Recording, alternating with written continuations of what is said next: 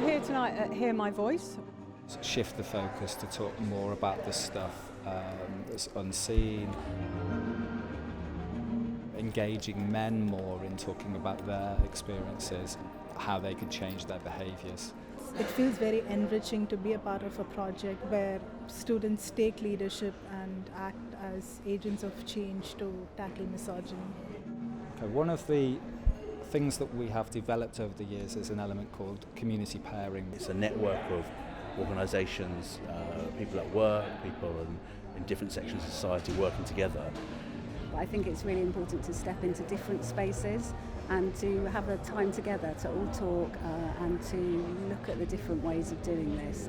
A big focus of that is hearing the voices of students, survivors and also our partner organisations. The animation students this year have partnered with Youth Realities and made a series of short animations which have been really, really impressive.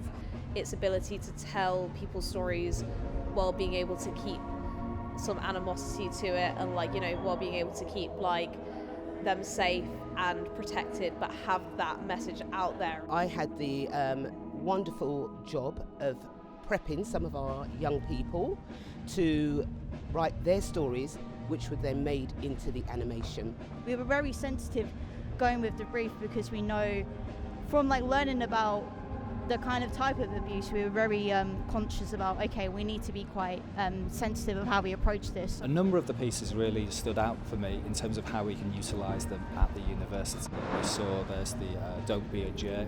As a university student, the first thing that you see when you move into an accommodation or when you start your first week of uni is, okay, this is how you behave and this is how you should behave. Low-level misogyny kind of goes under the radar, so you see both perspectives, men and women.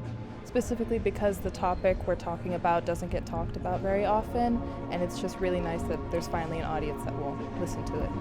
When you talk about and listen to women's experiences, men often don't notice these things, whereas women, it really affects them. The piece on gaming was quite upsetting to me. I've got 2 kids, I don't know what goes on in their gaming worlds. Where misogyny is hidden, you wouldn't think gaming straight away. And people who know about it don't always speak about it. I've personally kind of avoided gaming culture a lot of my life, and I think part of that is because of the background misogyny that's part of it. Seeing the awareness really brought to that and seeing the kind of way that it's just put there blatantly and acknowledged. It's something that occurs so commonplace that, quite frankly, even I am desensitized at times to that. You don't realize that it's wrong because you've just been conditioned to accept it.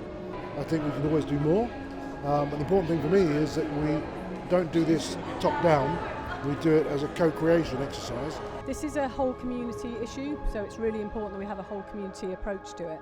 So we are on the right track, we are doing the right work, but it also feels like we have a long way to go because it doesn't end here, just because we have more work to do.